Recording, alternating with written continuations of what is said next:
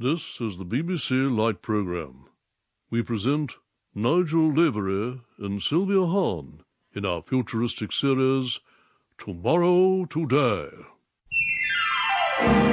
Just imagine, as you sit at home beside your wireless set, that we can travel forward in time. No longer will we hear the familiar sounds of 1961, the voices of Kenneth Horne, Wilfrid Pickles, or the Prime Minister, Mr. Harold Macmillan. Instead, we will hear the fantastically futuristic sounds of the year 2006. Rocket ships, hover cars, and robots. Because this is the world of the future, where anything can happen, and often does. So, now let us turn the dial and travel forward from 1961 to the year 2006. As we race towards the world of our children and our children's children, the world of tomorrow, today. Earth Station Alpha, the 3rd of April in the year 2006. It is 3 weeks since we first attempted to make contact with the Red Planet. Mars. My name is Commander Adam Astral. Together with my wife, Mrs. Eve Astral, and Chief Engineer Taffy Jones, we have been endeavouring to prove that man is not alone in the universe. Eve Astral, reporting for duty. Affirmative, darling. Set the thermal beam oscillator to setting 7.6 Mark 5. You mean? Yes, darling. The large red button to the left of the electrical control panel. Setting 7.6 Mark 5 engaged. Dial like you've never dialed before, Eve. This may be our last chance. You mean? Yes, Eve. Our last chance to prove that man is not alone in the universe. Mars, this is Earth Station Alpha. Come in, Mars. It's no good, darling. There's no answer to our signal. I think that's quite enough. No, don't turn it off. Please, Mr. Winnard. Hugo, I rather imagine that the whole point of science fiction, and you'll correct me if I'm wrong, that the point was to make science fiction more interesting than fact. But, of course, I'm only the head of variety. What do I know about writing? There's a good bit coming up. Is there, Hugo? Possibly. Mars, this is Earth Station Alpha. Come in, Mars. Good Lord, Eve. Can it be that our work has come to nothing? But, darling, surely... You mean? Yes, Taffy. Man may indeed be all alone in the universe. We're actually broadcasting this? I'm trying to show listeners what life will be like for the common man in the year 2006. Telephones and satellites. We don't care about the common man, Hugo. This is the BBC. We don't want to educate the listener. We want to keep him on the edge of his seat, tuning in for more. What about the Archers? Mrs. Dale's diary. Nothing ever happened. Exactly. Tales of simple country folk broadcast to even simpler country folk. But set a series 40 years in the future and our listeners demand action. It's not enough that your characters wear silver spacesuits and travel around in hover cars. People would rather listen to Dr. Dale inserting a thermometer. We want to see the Martians, Hugo. On the radio? I'm talking metaphorically. Yuri Gagarin hurtles through space in a Soviet rocket at 18,000 miles an hour, and your characters are contacting Martians by telephone? Good Lord, Hugo. I think our listeners expect flying saucers. I expected flying saucers. I can write flying saucers. I'm afraid we've decided not to commission a second series of Tomorrow Today. But why? Because nobody's listening to it, Hugo. After this week's episode, the future will be a thing of the past. Please. Gratifying though it is to hear a man pleading for his position at the BBC. But, Mr. Winnard... Remember, Hugo, my door is always open. Please close it on your way out. Thank you, studio. Could we test for levels, please? Nigel? Be thou as chaste as ice, as pure as snow. Thou shalt not escape calumny. Yes, thank you. And Sylvia? Anyone got a cigarette? I'm gasping. Yeah, I'm assuming, Lavery, that there's a perfectly good reason why you've decided to completely rewrite the script. Mr. Winnard wants flying saucers. And if Mr. Winnard wanted you to jump in front of a bus... At least we wouldn't have to act in this wretched series. Acting, so that's what you're doing. Oh, go and drown yourself, Nigel. They don't know, do they? How can I tell them we're not getting a second series? It'll destroy them. So there's a bright side. Thank you, Colin. Studio, if we could go for a rehearsal on page 2. Douglas. Ready, Hugo? We pick up the action outside Earth Station Alpha. If we could read from line 3 as Taffy spots the Martian spaceship for the first time. Of course. Douglas, if you could magically transform from the voice of the narrator into Taffy Jones. All right, boyo. The man of 1,000 voices. And everyone the same. She's a terrible, great-looking spaceship, isn't she, Adam? She certainly is, Taffy.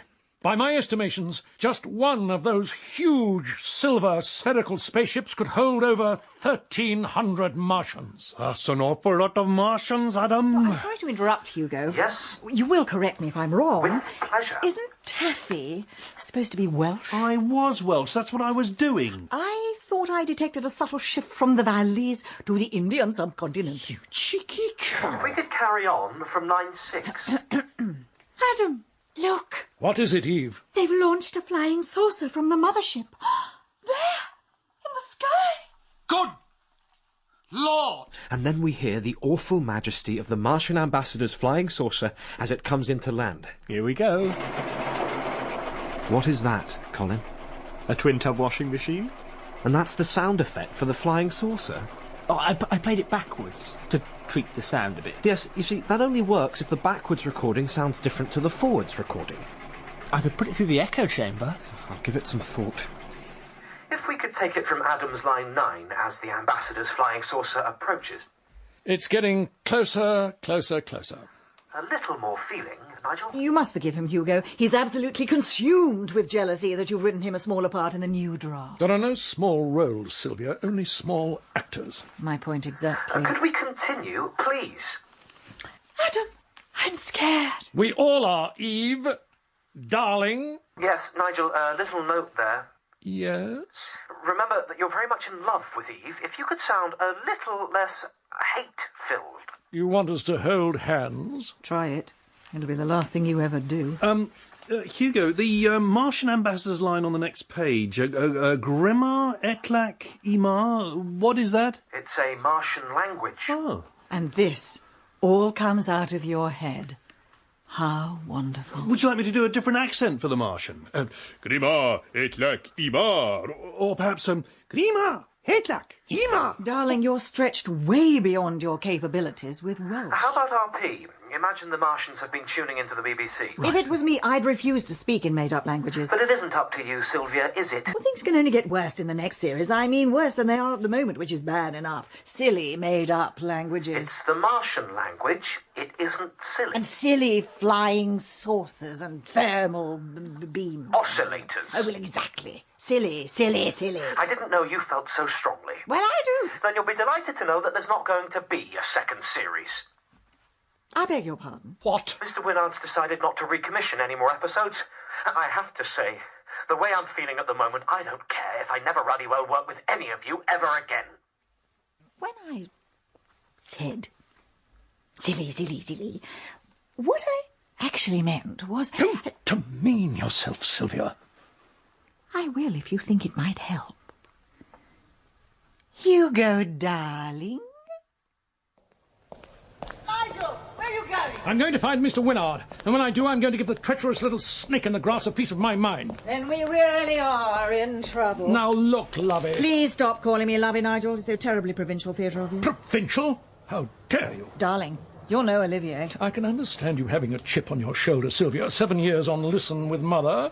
It's bound to break a woman. You're very bullish all of a sudden. I'd rather be bullish than cowish. You really are a complete and utter butt. Language, darling. And to think that they trusted you on the wireless with the tiny dots. I don't know why you're so smug and self-important. I can hardly expect you to understand, not having worked in the legitimate theatre. When you played the classics, the Shakespeare, Kenneth Tynan considers me one of the finest Hamlets of my generation. Darling, the finest in Frinton. There he is. Mr. Winnard. Nigel and Miss Hann. What an unexpected pleasure. I wonder if we might have a word. I'm afraid I don't have an awful lot of time. I have a lunch appointment with Kenneth Williams and B.B. Daniels. This really can't wait. Very well. Hugo informs us that you're not commissioning a second series of Tomorrow Today. All good things must come to an end, Nigel, even the not quite so good things. Unfortunately, your listeners are deserting in droves to the third programme, and so we must bid adieu. I'm sure you'd be very welcome to return to Listen with Mother, Miss Hann. It goes without saying. And yet here you are, still saying it. And, Nigel, don't look so crestfallen. There'll always be a place in Rep for an actor of your calibre. Rep? Clacton, wasn't it? Charlie's Aunt, 1957, summer season. We took the children. Now, if that's all... Did you hear the way he said Clacton? Like he meant it to sting. Charlie's Aunt? That must have been one of Shakespeare's later plays. The ignominy of it all. Losing listeners to the third programme. But what can we do? We're going to have to act. You mean take action? Stop him? No. I mean... act. Good morning, Hugo. We wanted to speak to you about yesterday. Yes? We may have seemed a little dismissive of your script. Of course we weren't. Never think that we were. What Nigel is trying to say... We wanted to tell you how much we admire your work, Hugo. Yes. Thank you. I don't think we need say any more. Do we? We'll just be in the studio. Running through our lines.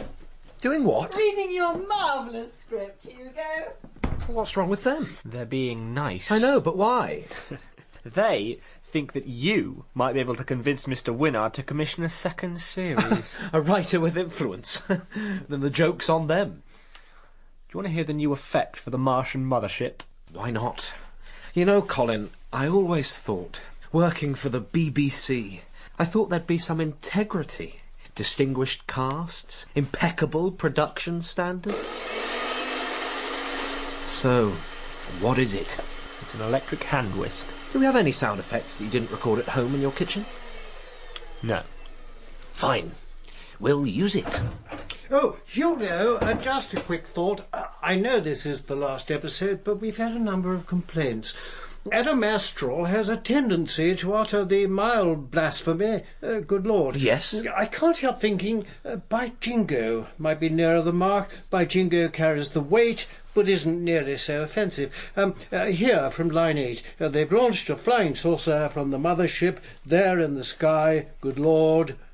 Replace it with by jingo. This is censorship. You're censoring me. We'd rather you didn't use the word censorship. We? Please don't be paranoid, Hugo. No, I'm not doing it. You're not commissioning a new series. I'm not doing any more rewrites. Why should I? If you ever want to work at the BBC again, Hugo... I'm sorry, studio. We're going to have to record scene 2 again from yesterday. Nigel, sorry to be a bore, but could you replace good Lord with by jingo? Very good, Hugo. Excellent note, Hugo. Absolutely right. If we could take it from Sylvia's line 6. On Colin's green light, please. Recording. Adam, look! What is it, Eve? They've launched a flying saucer from the mothership. There, in the sky. By jingo! Unless I'm very much mistaken, that flying saucer is piloted by the Martian ambassador himself. The Martian ambassador? What are they doing, Hugo? Why are they talking like that? I think they're acting. Well, tell them to stop it. This way, please, sir. Godfrey, so pleased you could come. Sir Angus. The Home Office is in a hell of a state at the moment. The Dorcas is the only place I can get some peace. A bottle of the Chateau Lagrange 55, I think. An excellent choice, sir. Bad news about the Soviet rocket. It's worse than bad. I could sleep at night with the thought of a dog in space, even if it was a Soviet dog. But a Soviet man? How long do you think before they have men on the moon? Ray guns, focused on Downing Street. Do we actually know that the Soviets have ray guns? We don't know that they don't have ray guns. You wanted to see me, Sir Angus? The Soviets have manned space flight, and we have the BBC. If Khrushchev wants to rattle his sabre by propelling a man into orbit, so be it. we rattle our sabres right back at him. You follow me? I'm having trouble reading between the lines. Your wine, sir.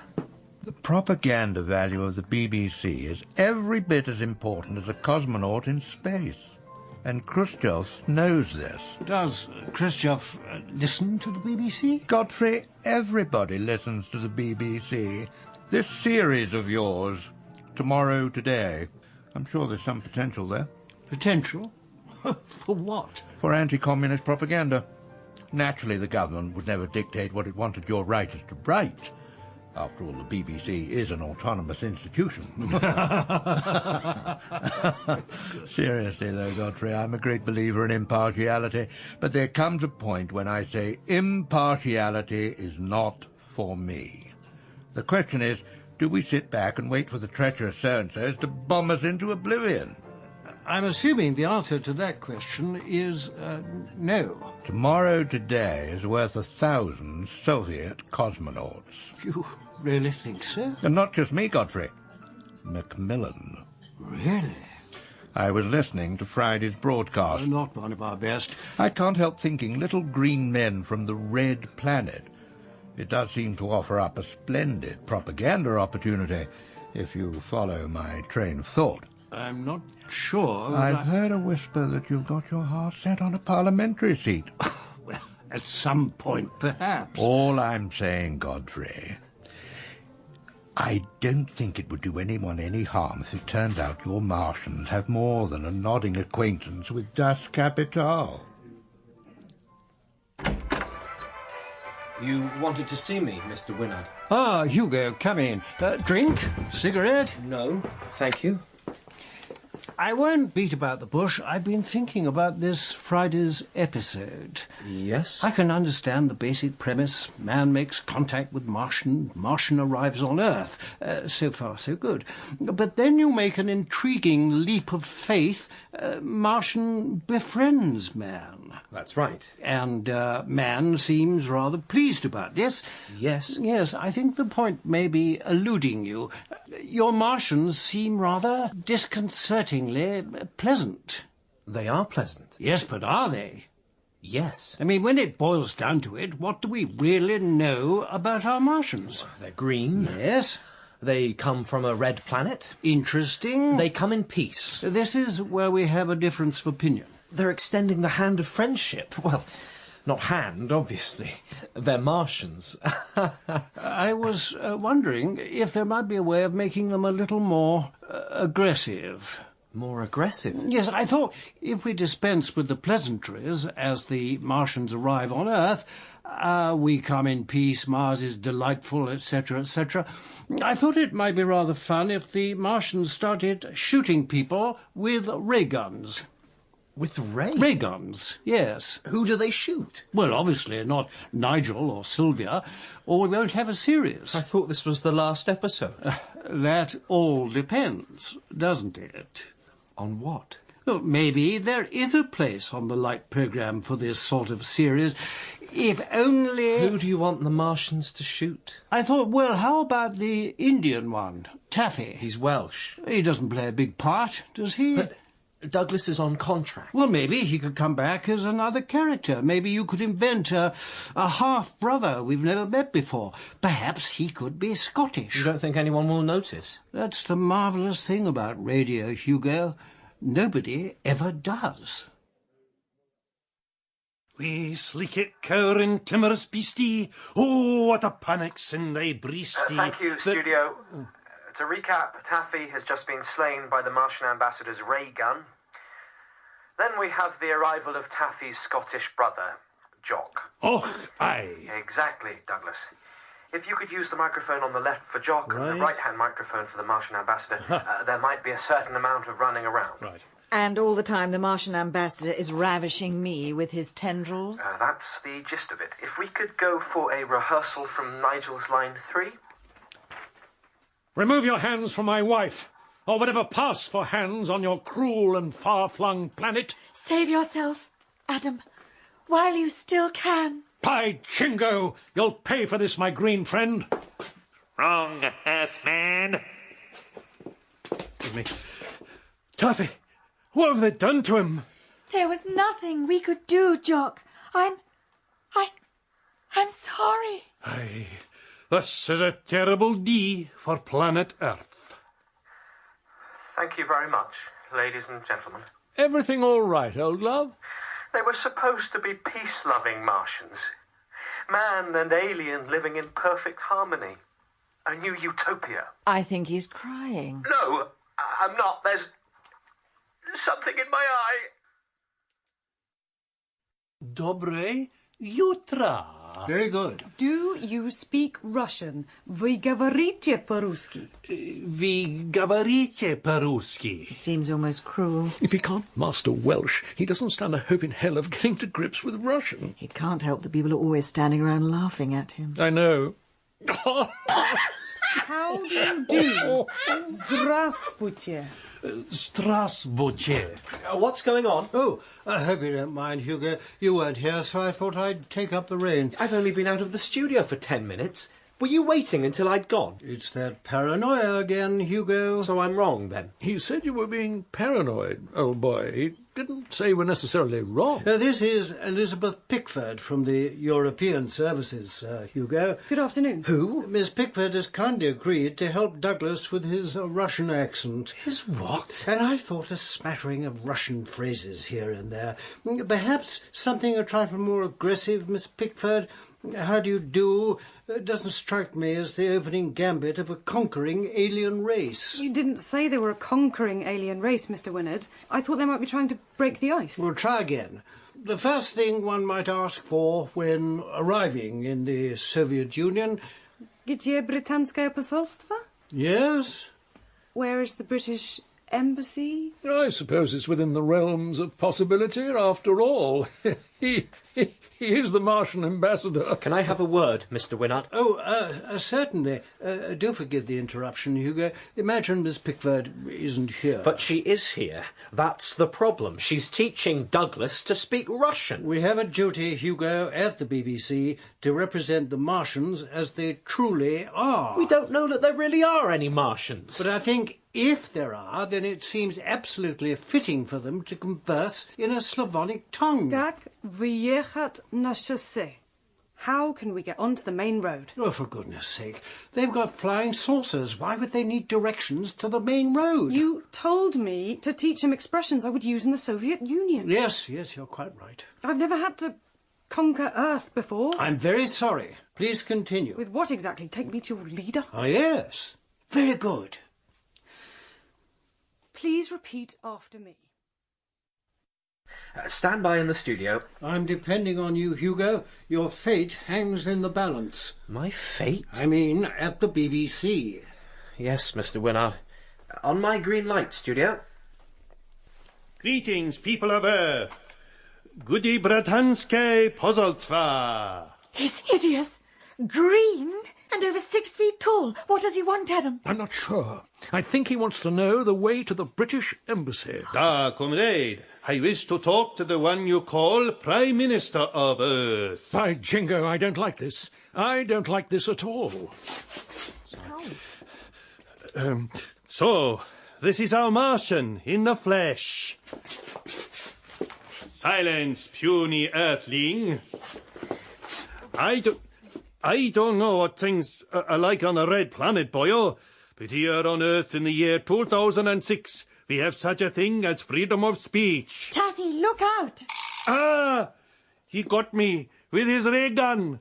I've been hit in the heart. Taffy! Oh! Adam! Yes? It's Taffy! He's not... I'm rather afraid he is. Dead? Yes!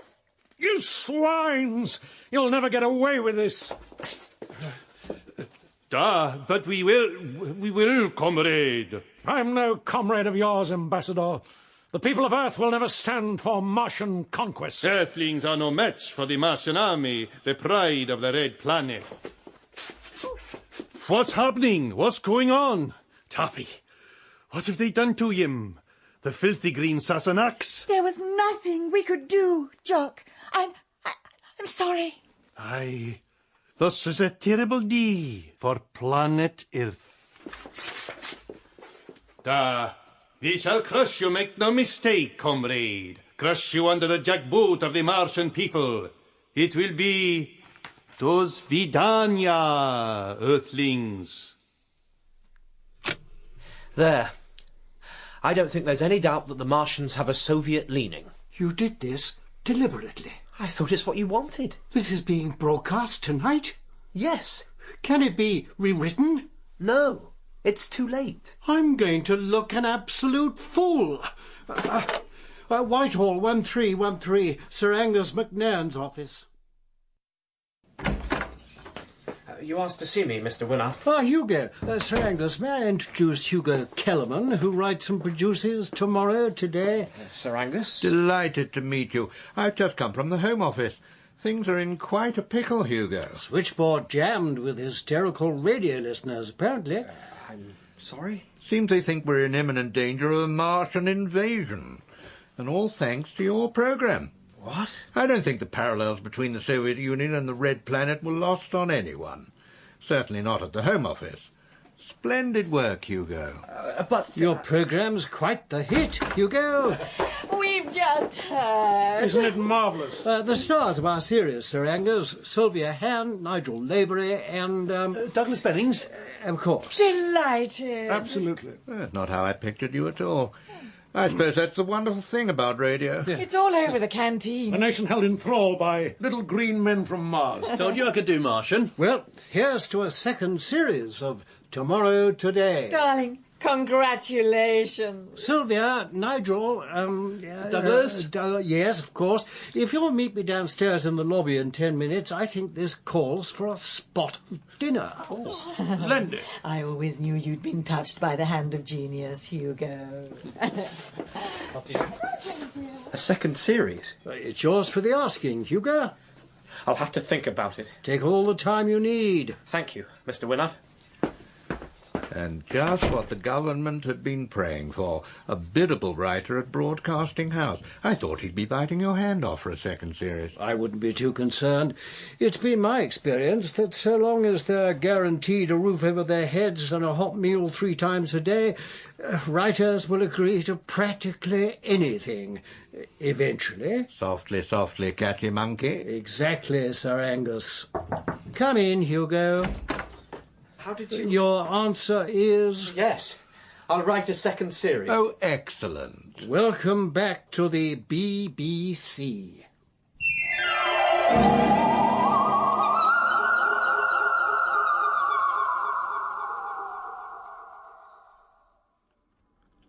And there's more futuristic soap next week. On BBC Radio 4 Extra. I would love it if people stopped always talking about me being a female comedian and started to concentrate on the things that are really important, like how pretty I am.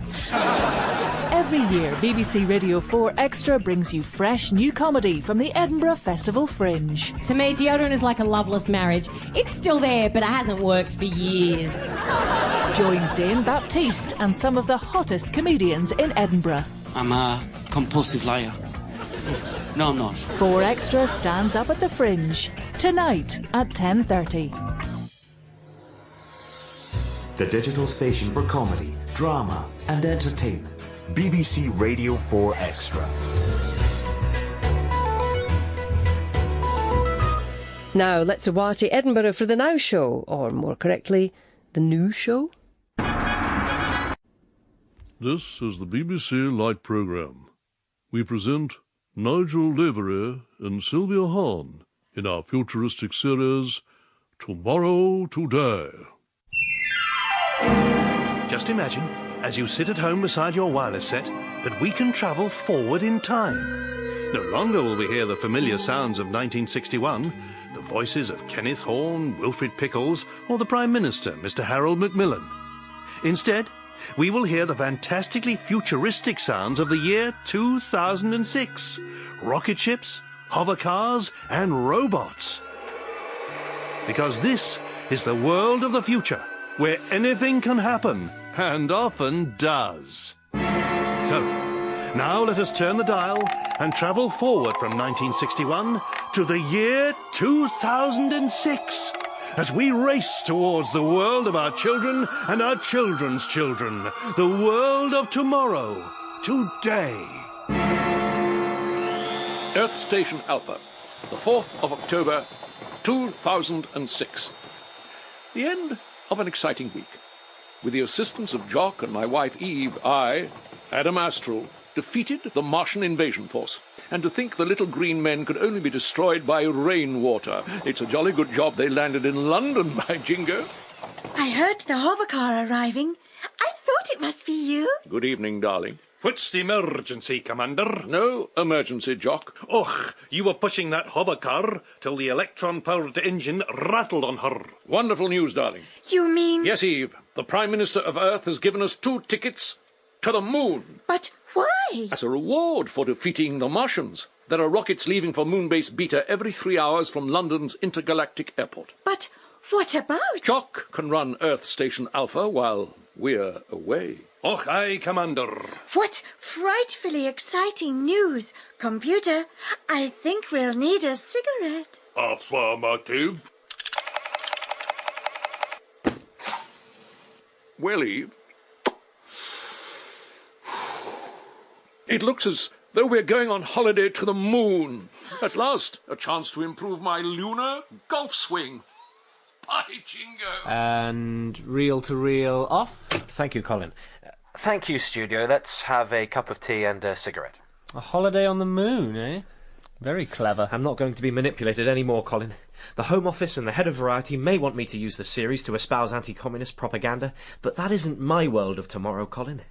The year 2006 will be a time of intergalactic peace and harmony. All sounds a bit communistic to me. And now that we're going to be on the front cover of the Radio Times, finally I'm in a position to make a stand. Good luck, Hugo. We're safe on the moon.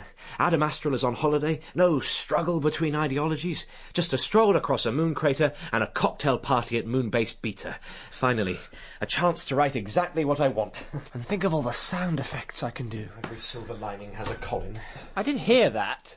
Excellent work, studio. Could we read through scene 2? Cigarette, Hugo. Thank you, Sylvia. So, old boy, any idea when the photographer's coming from the Radio Times? Nigel, as soon as I hear anything, you'll be the first to know. It's a Dubarry cigarette, Hugo. I simply adore the mild, smooth taste of Dubarry cigarettes. What? Nothing. If not the Martian hordes, it looks as though Jock doesn't put in another appearance. Who am I playing this week? You'll be playing the rocket ship captain, Douglas. Surely, Hugo, Commander Adam Astral should be flying the moon rocket. Well, then I wouldn't be playing anything.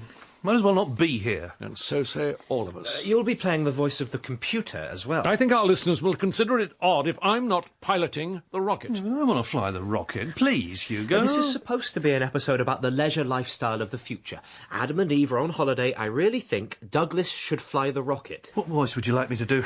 I'm imagining that the rocket ship captain has a voice that's very similar to yours, Douglas. Well, I can do that. I doubt it. Could we read from the top of the scene? Thank you, studio.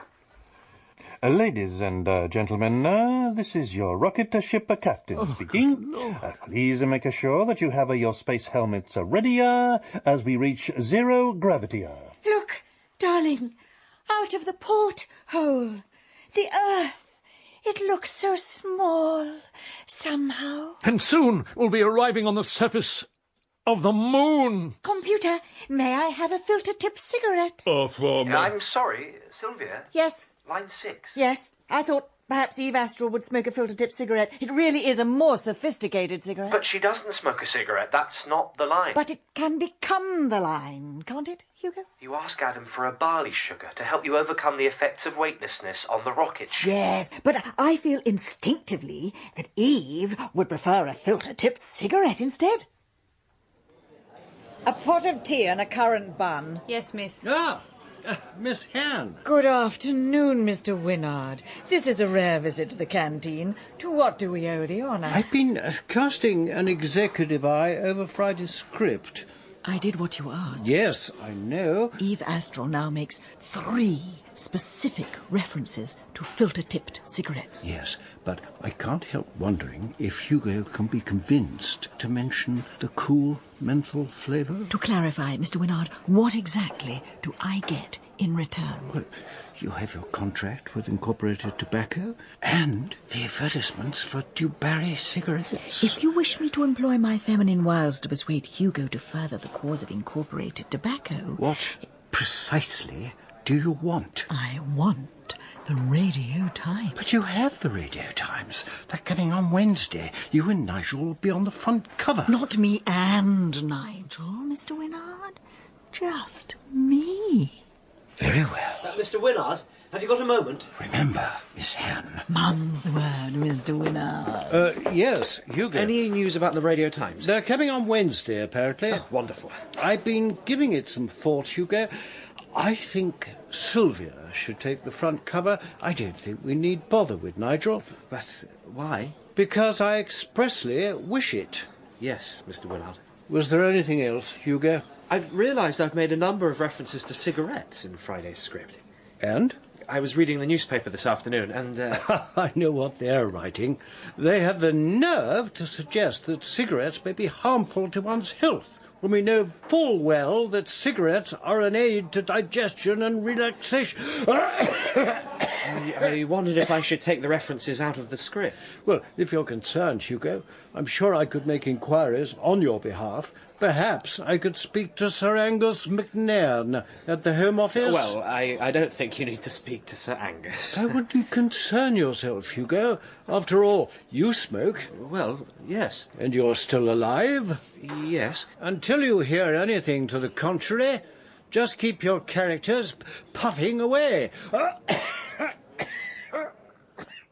Well, what news about the Radio Times? They're coming on Wednesday. How marvellous. Before you start celebrating. It seems they just want Sylvia on the cover. What? Darling. Me? What a tremendous surprise. Just Sylvia? Talent will out, darling. I thought it was going to be a cast photograph, Sylvia and myself. Not Douglas, obviously. I'm still here, you know. Why didn't they choose me? I mean, look at me. Look at her. The choice should be obvious, a matinee idol or Quatermass's experiments. Sticks and stones. This isn't a popularity contest. Yes, it is. It's the front cover of the Radio Times. Don't blame me. I didn't have anything to do with it. This comes straight from the top. Godfrey Winnard. Yours is not to reason why, says the head of Variety. Well, let's pray that no accident befalls our dear Sylvia before Wednesday. Could we go for a rehearsal on scene 3? A thought, Hugo.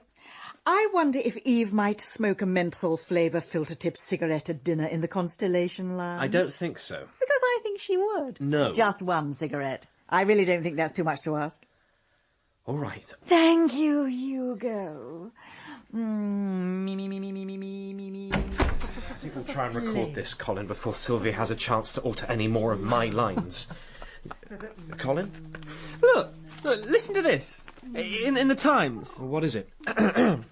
Actress Sylvia Hann says, I simply adore the mild, smooth taste of Dubarry menthol cigarettes. Sylvia, Darling? it seems you've made the newspapers. Darling, I was going to tell you. When? Before the television advertisement, naturally. You're going to be on the television? Yes, tonight. A delightful autumn morning. The tingling sparkle of a clear mountain stream, a refreshing breeze that fills your lungs with goodness. That's the delightful, tingling, refreshing taste of a Dubarry cigarette. And so bracing, too. Actress Sylvia Hann begins every day the Dubarry wear. When I'm not acting on the wireless, I like to relax with a Dubarry cigarette. At 3 and 2pence for 20. I simply adore the mild, smooth taste of Dubarry cigarettes. I saw you on television last night, selling your soul, what little you have. I thought Dame Celia Bagnall was the Dubarry woman. She was swept from the cliff by the tingling, sparkling, clear mountain stream, broke her arm in 6 places and couldn't hold the cigarette to her lips. They offered me the role instead. Let's hope and pray you don't succumb to a similar fate, says he, convincing nobody. You must be frightfully jealous, Nigel. Jealous? Furious. Your ghastly visage leering at me from the television screen, you completely ruined Emergency Ward 10. You simply can't bear it if I'm successful and you're not. You think I can't advertise cigarettes? I add glamour to cigarette advertisements, Nigel. You would add... Well, I can't think what you'd add, but I'm sure it wouldn't be pleasant. I can quite understand why you're seething with envy. No, Actually, I'm delighted for you. Oh, please don't ruin this for me, Nigel. My success isn't worth a damn unless I can rub your silly face in it. Then I'm absolutely over the moon for you. Don't, you're spoiling it. Delighted, ecstatic, delirious. Stop it! If we could go for a rehearsal from line 6, on my green light, please. Oh, good morning, Hugo. Colin? Mr. Winnard. Yes. I saw Sylvia Hann on the television last night. Yes, I meant to talk to you about... Absolutely marvellous. You think so? Wonderful publicity for your programme. I hadn't thought of it like that. Well, you must, Hugo, you must. Incidentally, I spoke to Sir Angus. He talked to the boffins at the Ministry of Health, and they think these fears about smoking... all a bit of a storm in a teacup. They said that. All this nonsense about lung cancer. Their feeling is that people who have the desire to smoke are probably the very same people who would get cancer anyway. Really? Yes, I think we can trust the Ministry of Health, don't you, Hugo? Yes. Well, keep up the good work. Thank you, studio. Hugo, I wondered And please, I don't want to hear another word about Dubarry cigarettes. Oh, but darling, I only wanted Not to... a word. Take a leaf from Nigel's book. At least he hasn't given in to the vulgar draw of independent television. Actor Nigel Lavery owes his mellow and distinctive tones to the calm and relaxing taste of Asquith Blend cigarettes. As this chart shows, it's the specially selected tobacco in every Asquith Blend cigarette that actually strengthens and soothes my vocal cords. No wonder the sophisticated man knows which brand of cigarette to buy from his tobacconist. Good morning, Mr. Lavery. Good morning, tobacconist. It's Asquith Blend for me. Asquith Blend cigarettes at 4 and 3 for a packet of 20. The cigarette of tomorrow. Today. I switched on the television last night. I thought I was seeing things, but no. The cigarette of tomorrow, today? What were you thinking, Nigel? It was an homage to your oeuvre, Hugo. I thought you'd be flattered. Flattered? You're manipulating the series for your own personal gain. Your point is... Here, listen. Dear Miss Hann, when I grow up, I'm going to smoke Dubarry filter-tipped cigarettes, just like you. Yours sincerely, Marjorie Allen, age 7. How charming. She sent a crayon drawing. There she is, smoking a cigarette. Aren't children delightful? You should take it as a compliment, Hugo, old darling. If the show wasn't a success, nobody would be asking us to advertise their cigarettes. Nobody's asked me to do a cigarette advertisement. Because you're not a star, Douglas, and only stars sell cigarettes. Why are you so vile to me? Because I despise you. I trust I haven't shattered any illusion, and you're a terrible actor. You like Nigel? Excuse me, is anybody listening to me? I tolerate Nigel, barely tolerate, because Nigel is a star, or what passes for a star in the BBC. Listen to me! You're becoming apoplectic, old chap. You don't look well, Hugo. Here, have a cigarette. I don't want a cigarette. I'm so... You've taken my characters, my world of the future, and you've used it to advertise cigarettes. I'm so... Spit it out, I'm lovey. so angry. An angry writer? I mean it. I'm really, really ruddy angry. Whatever shall we do? Right, that's it. Hugo, where are you going? For a cigarette? No! Hugo, have you got a moment? No wonder they both wanted to put in so many references to cigarettes. You know my brother's a doctor. They've been manipulating me, Colin. The Royal College of Physicians are writing some report on smoking and health. They think it might cause lung cancer and heart disease. Mr. Winnard says most people who smoke are people who'd get lung cancer and heart disease anyway, apparently. Hugo, you do know that Mr. Winnard is on the board of Incorporated Tobacco? He's what? They make Dubarry cigarettes. I heard Sylvia telling Nigel. Oh, no. What have I done? Nigel Lavery knows which brand of cigarette will be smoking in the world of tomorrow. Today. Asquith Blend cigarettes, of course. Actress Sylvia Hann says... You'll love the fuller flavour of Dubarry cigarettes. With gift coupons in every packet. And now to defeat the Martians, by jingo. Asquith Blend, the thinking man's cigarette. What wonderful gifts one can choose from the Dubarry gift brochure. This delightful carriage clock. I only smoke the finest Virginia-tipped cigarettes. Or this handsome radiogram. The sophisticated smoke for the sophisticated man of the future. In genuine wood veneer. In packets of 20 at 4 and 3 pence. I'm sure I shall be smoking twice as many cigarettes now. No! Hugo? Right, that's it. Sylvia, the script, please. What are you doing? All right, that can go. And that. But that's my line. I say that. But if I take my pen and cross through the line, now you don't say it. There will be no more cigarettes in Tomorrow Today. What will Mr. Winnard say? I don't care. This is my vision of the future. In the year 2006, the whole ruddy world will have given up cigarettes. I'd rather die than live in your vision of the 21st century, Hugo. Then carry on smoking. Thank you, darling. No! No? No. We won't be smoking in the studio anymore. This is the BBC, Hugo, not the Soviet Union. I've made up my mind. Well, thank you very much, comrade. No smoking in the studio. How shall we get through the day? Tea and convivial conversation. Dear merciful heaven, no. I can't breathe. I need a cigarette.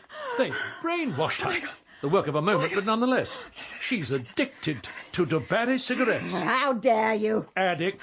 I smoke 6 packets of Dubarry cigarettes every day. I'd know if I was addicted. Here, I'll show you.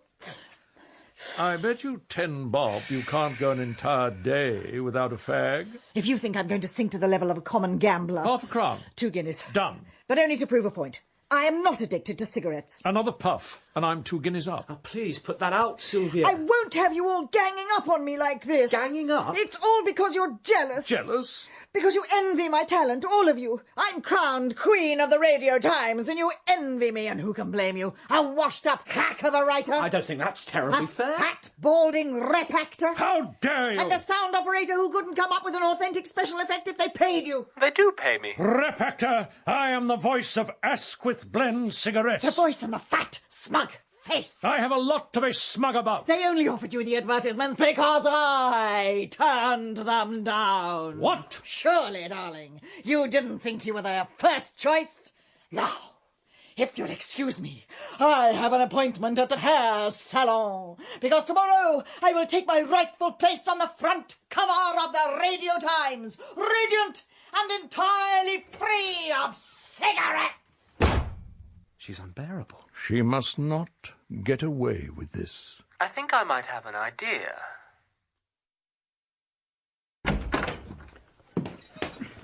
Good morning, Miss Hann. You look awful. And it's lovely to see you, Colin. Bet not going so well, old girl. Old girl? Looks like you've aged overnight. What are you doing here? I've come to spur you on, encourage you with your pledge of abstinence. My what? Making sure you don't succumb to temptation and smoke a cigarette. Old girl. Ah, Sylvia, how are you feeling this morning? Bandbox fresh. Excellent. This is Mr. Tizard from the Radio Times. Morning. This is Nigel Lavery, Douglas Bennings. Hello. Sylvia Hann. That's Sylvia Hann? Oh, she looks different. Underneath all that makeup, she's in there somewhere. Yeah, you look more grey. Grey? I'm a natural blonde. No, I meant your face. Quite the charmer, aren't you? What I meant to say, you look greyer in real life. Give me a cigarette and you'll see the colour rush back to my face. No cigarettes for Sylvia. Already then? Colin, do you have the space helmet? The what? Here we are.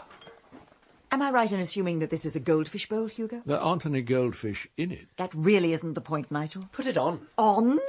I would rather die than put a goldfish bowl on my head. She's throwing down the gauntlet, Hugo. I just had my hair set. Mr. Tizard? Nice touch, like a space helmet. Exactly. If you could step over to the trampoline, Sylvia. Trampoline? With the goldfish space helmet on. And what? What do you want me to do with the trampoline? I want you to jump up and down on it. Jump? Up and down. This is ridiculous. We're trying to suggest the weightlessness of the moon's surface. I'll act the lack of gravity. Nigel, would you help Sylvia onto the trampoline, please? It'll be my pleasure. I'm perfectly capable of climbing onto the... But you want me to wear this damn thing on my head and bounce at the same time? Wonderful. Like this? Very good. And smile. Good Lord, the Kraken awakes. A little higher, maybe. If you could hang in midair as long as possible. Another one with me smiling? That's what you were doing. And again, please. That'll be the cigarette addiction. I'm not addicted to Dubarry cigarettes. Try and bounce in the middle, or... Sylvia! Look out! Are you all right? Of course I'm bloody well all right. You didn't hit your head? No. Oh, well. There, look. Blood! She actually has some. I could do the photograph if she's injured, Hugo. Over my dead body. I'm sure that would make an excellent composition. If you think you can get away with humiliating me like this, Hugo... I don't mind being humiliated, Hugo. Douglas, The day a second-rate bit-part actor like you makes it to the front cover of the Radio Times is the day I cancel my subscription. Sylvia is attempting to overcome an addiction to cigarettes, Mr. Tizard. Ah. The delightful, tingling, refreshing taste of a dewberry. Don't talk about it. And so bracing. Nigel. The smooth, menthol taste of a dewberry cigarette. All right, that's it. All bets are off. Somebody just give me a bloody cigarette. No cigarettes in the studio, Sylvia. Anybody, name your price. I must have a dewberry cigarette. As fresh as a mountain stream. I imagine you'll need another actor for the front cover of the Radio Times, won't you, Hugo? Well... If it's not Sylvia, I suppose it'll have to be me. Goldfish bowl, please. Once more onto the breach. Aha! And jump! Like this. Excellent!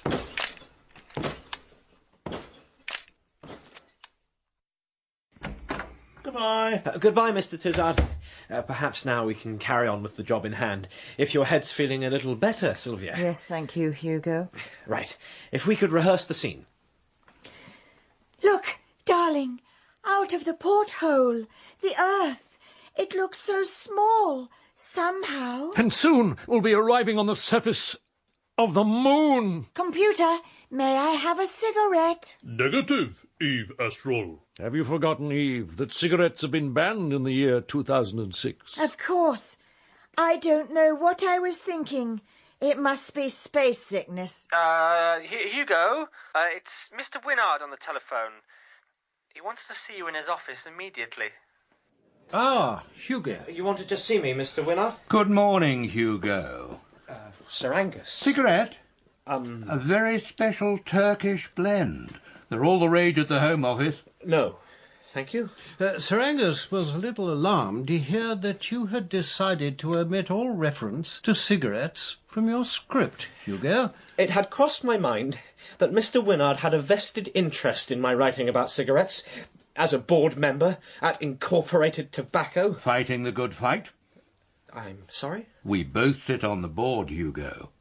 Taking cigarettes out of your excellent series, it gives out the wrong message that cigarettes might be bad for one's health. But I think they are bad for one's health. Cigarettes are a necessary evil, Hugo. Evil? I use the word advisedly.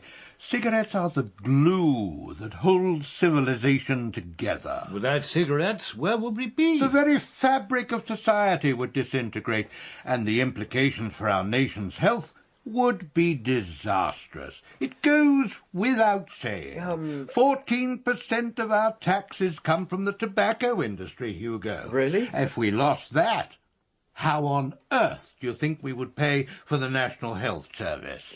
But if people became ill from smoking, and I'm just saying if, how would we be able to look after them? I'm sorry, Sir Angus, but I have a responsibility to my listeners. I don't think you've thought this through, Hugo. Imagine the panic if the public were led to believe that cigarettes were in some way dangerous. Cancer-inducing. Your listeners were terrified when they thought we faced an imminent Martian invasion. Much easier to slay a Martian than treat cancer. Hugo? You wouldn't want to be the cause of widespread hysteria? Well, no. Rioting? Civil disobedience? Because that's what would happen. Society would collapse. Exactly the sort of opportunity that Khrushchev is looking for to launch an offensive against the British Isles.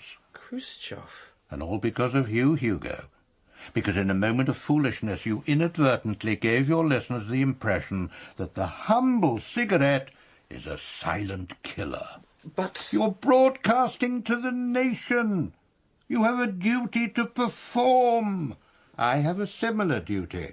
And Godfrey, on the board at Incorporated Tobacco, protecting the public. I don't know what you're asking me to do. It's quite simple, Hugo. You want me to put cigarettes back in the script? Exactly. And I shouldn't talk about the dangers. Keep your listeners in the dark. They'll thank you for it. I'm not sure if I could use cigarettes in the programme, unless they weren't a danger to anyone. Here, take a cigarette and think about it. And this educational booklet from Incorporated Tobacco. The joy of smoking. Now, is there anything we can do for you, Hugo? No, I don't think so. Thank you, Hugo. Cigarettes, Sir Angus? Good Lord, no. Come. Actually, there is something you could do. Stand by in the studio, please. Wait! You must see this. We're on the cover of the Radio Times. Oh, show me. I say we, but actually... But that isn't me. No, it's me as the computer. Not a star, you said? I put my head in a goldfish bowl and bounced up and down on a trampoline for nothing. What are you complaining about? You didn't get concussion. Because I'm a professional. I suffered for my art. Darling, everybody suffers for your art. Thank you, studio. On my green light, please. Look, darling, out of the porthole. The Earth. It looks so small, somehow. And soon we'll be arriving on the surface of the moon. Computer, may I have a cigarette? Affirmative. Warning, warning. Complete failure of cigarette lighting system. Warning, warning. How disappointing. No cigarettes in space. Cigarettes, but no lighter, by jingo. Ha! Ha! Ha! Perhaps you'd prefer a barley sugar instead. Computer? Affirmative.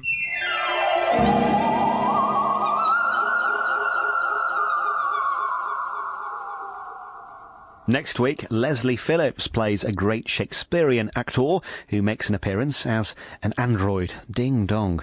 That was the second episode of Tomorrow Today by Christopher William Hill. Nigel was played by Peter Bowles, Sylvia by Cheryl Campbell, Godfrey by John Fortune, Colin by Paul Richard Biggin, Douglas by John Glover, and Hugo was Joseph Kloska. Sir Angus was Gary Waldhorn, and Miranda Keeling was Miss Pickford. The producer was Liz Webb. On BBC Radio 4 Extra. Sorry, I'm putting a pullover on over my pyjamas, it's cold. Bill Nye and Anna Calden-Russell star as former lovers trying to raise the temperature on a past relationship. Well, you never used to wear pyjamas. Yeah. Said they... This is the BBC Light Programme.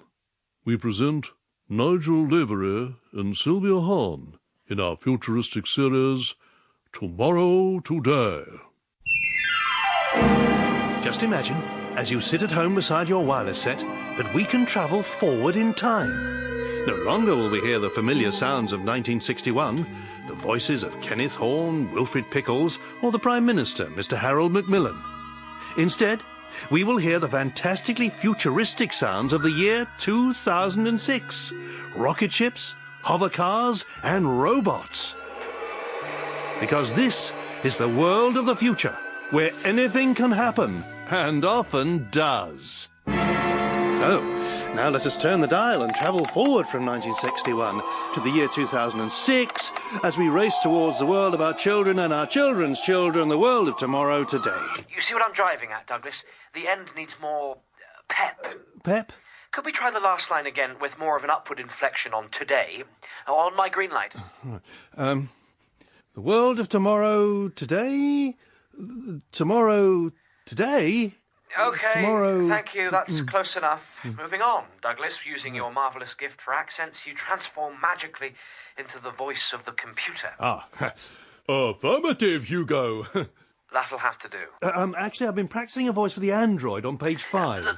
The thing is, Douglas... He can hardly do his own voice without dropping out of character. Sylvia, Nigel, if we could go for a rehearsal from page 2, line 3, if you could wait for the green light, please. Something's going on, Sylvia. What do you mean? Well, you've seen the way Hugo's been behaving all morning. Distinctly twitchy. Something's afoot. Here comes the green light. Thank you, studio. Doors open. Affirmative, Commander Astral. Good evening, darling. Good evening, Eve. What's for dinner? Protein pills? Oh, Adam, darling, I'm so sorry.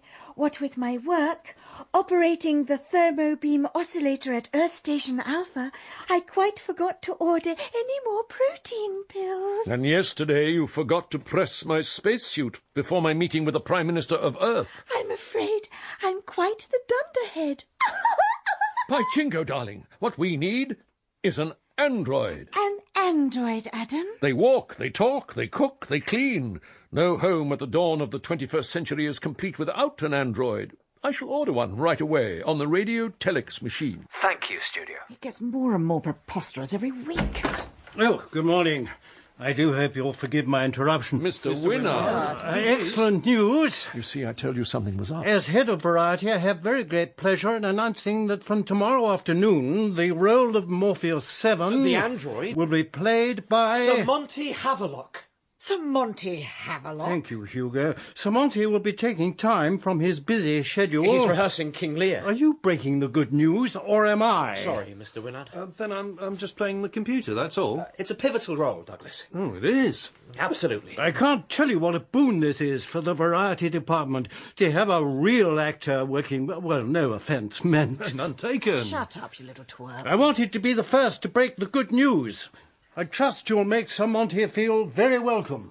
Good morning, studio. Good morning, Mr. Winnard. An actor of Sir Monty's calibre. You're really going to have to raise your game, Sylvia, such as it is. What's that supposed to mean? If one has trodden the boards at Stratford-upon-Avon, as I have, then one has nothing to fear. But for a glorified, superannuated radio announcer like you... Stratford? Ha ha!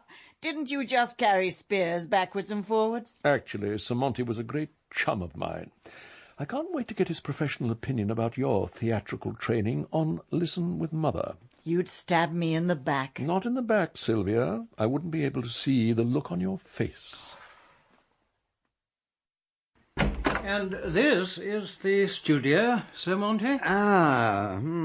Much smaller than I imagined. Hardly room to contain his ego. Sir Monty, this is Hugo Kellerman, who writes and produces Tomorrow Today. Good afternoon, Kellerman. I'm absolutely delighted you're joining our happy band of players, Sir Monty.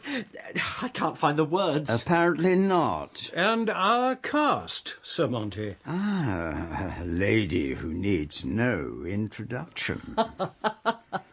Oh, Sir Monty. Who is she? Sylvia Hann, Sir Monty. Sylvia Hann. Mais bien sûr. Enchanté. I'm delighted to be working with you, Sir Monty. Of course you are. And I believe you know Nigel Lavery. A pleasure to work with you again, Sir Monty. What does he mean, again? Apparently you worked together at the Royal Shakespeare Company. 1952? No, can't put the face to the name. Spear carrier or something, was he? Oh, dear, this is embarrassing. I'm afraid Nigel has led us to believe that you were great pals, Sir Monty. My friends call me Monty. Monty. This is your first broadcast, Sir Monty? I suppose one has to move with the times. I speak into this thing here, do I? The microphone, Sir Monty. Splendid. And Colin Frank's in the booth. Colin will test your levels. If you could start talking into the microphone on the green light. Green light? On the wall, Sir Monty. What should I say? I wonder if you might give us your Lear, Sir Monty. Say no more, dear boy. Blow, winds, and crack your cheeks. Rage! Blow, you cataracts and hurricanos. Spout! Bloody hell. I think he spouted enough. Spouted? He's a genius. Very well, a spouting genius. Perhaps if you could take a step back from the microphone. If we could begin on your first scene, Sir Monty. I'm reading Morpheus 7. Yes, Sir Monty. And what is an android, exactly? It's rather like a robot. A what? A mechanical man. I see. By the beginning of the 21st century, everyone will have at least one android. Probably more, I would have thought. Fascinating. If we could read from line 6. Good evening. I am Morpheus 7. Oh, excellent. Could you make him sound a little more mechanical, and perhaps with a certain lightness of voice, a robotic breeziness, perhaps? Good evening. I am Morpheus 7. This is going to be a long afternoon. Good evening. I am Morpheus 7. 5 hours. Good evening. Almost as long as it takes to listen to one of your theatrical anecdotes, Nigel. The man is an Good evening. artist. I You am wouldn't Morpheus understand. 7. Think of Morpheus 7. Think of him as a futuristic butler. Can you Can you do that? I can play butlers. Good evening. I am Morpheus 7. That's the one. Thank you, Sir Monty. Thank you, studio, for your patience. Tomorrow at 10, please, ladies and gentlemen. A whole afternoon on just one line.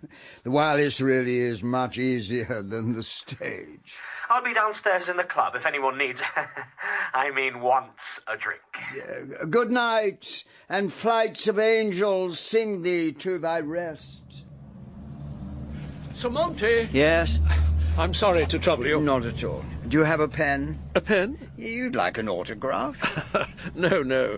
Then you are troubling me. Good night. No, all right. Here, sign this. Very good. Who shall I make it out to? Oh, for goodness sake. Nigel Lavery. Stratford-on-Avon, 1952. Really? What were you doing there? Doing there? I was acting there with you.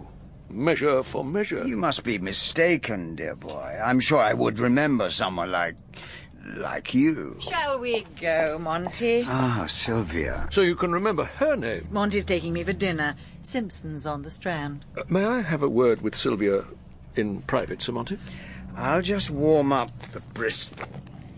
I only hope he's talking about his car, the cad. Will this take long, Nigel? Dinner with Monty? He's only Monty to his friends. He thinks I play a superb Cordelia in his production of Lear. You do know he has a terrible reputation with women. I'm counting on it being more than mere reputation. But the man's a dinosaur. Yes, darling, but a dinosaur with connections. I have replenished supplies of protein pills. I have filled the electron-powered clothes washer, readjusted the radio-telex machine, and the atomic oven is set for 1900 hours. Thank you, Morpheus 7. I can't imagine how I ever got by without you. And now I will accompany you to the bedroom. Flash, flash. Thank you, studio. Well, Colin, seems he's finally got the hang of it. I suppose. But what exactly is he flashing? What? Flash, flash. You don't think it sounds a trifle suggestive, Hugo? Of course it doesn't. It's the sort of noise androids make. He's taking Eve to the bedroom to... Oh. Get his leg over? No, I just thought... Taste and decency, Hugo. For heaven's sake. Studio, I'm coming through. We might need to make a couple of line changes. There's something going on between Sylvia and Monty. Of course not. Why? Well, because that flash sounded as though it came from the heart. What a revolting theory. You're jealous. Jealous? It makes me feel physically ill seeing the two of them together. A numb ache in the pit of my stomach. That's not jealousy, it's, Love? Cad. If I was you, I'd get back into the studio before Sir Monty lays a mechanical finger on her flash. To a triumphant broadcast. I was rather good, wasn't I? Darling, you were superb. Sir Monty. This is a surprise. Nigel? Who? What are you doing here? Are you spying on me? Yes. You don't trust me? I'm chaperoning you. Oh, for goodness sake. The Paul Roger 52. Excellent. Champagne, sir? He isn't staying. Yes, I am. The Dorchester? I thought Lyon's Corner House was more your sort of thing, Nigel. Hilarious. You should be on the stage. And by all accounts, you shouldn't. I meant to tell you, Sylvia. I went out for dinner last night with Larry. Olivier. And Vivian. Lee. I know who he's talking about. Larry's producing Monty's revival of Lear at the Old Vic. He agrees with me that you'd make a first-class Cordelia. Oh, darling Monty. The Old Vic. Well, that's certainly better than Clacton. Come on. I said, Larry, the woman is an angel, an absolute angel. Well, hardly an angel. But, my sweet, you light up the studio. Such beautiful hair. Does she or doesn't she? She does. Another glass of champagne? Any more, I'll be under the table. I'll order another bottle and join you down there. Have you forgotten I'm still here?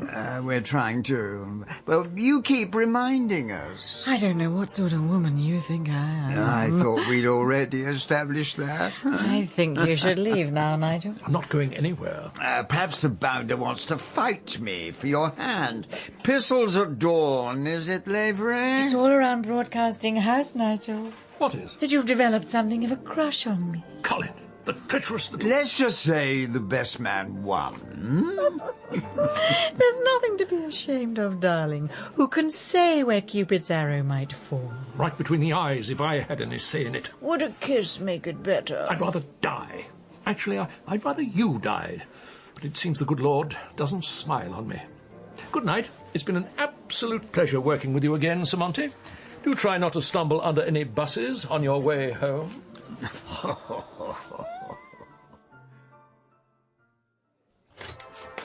You wanted to see me, Mr. Winnard? Wonderful news, Hugo. I've just been looking at the audience figures for this week's episode. Good? Good? They were excellent, splendid work. Oh, thank you. No, actually, I meant Sir Monty.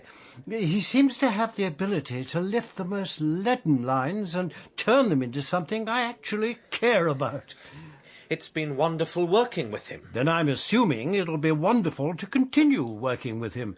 What? I've decided to make Sir Monty a regular feature on the programme. But Morpheus 7, it was just a one-off appearance. But not anymore. I thought Sir Monty was about to play Lear. Apparently they've cancelled the run. But he's just a turn. A shameless old ham. Then he'll be quite at home on Tomorrow Today. Thank you, Hugo.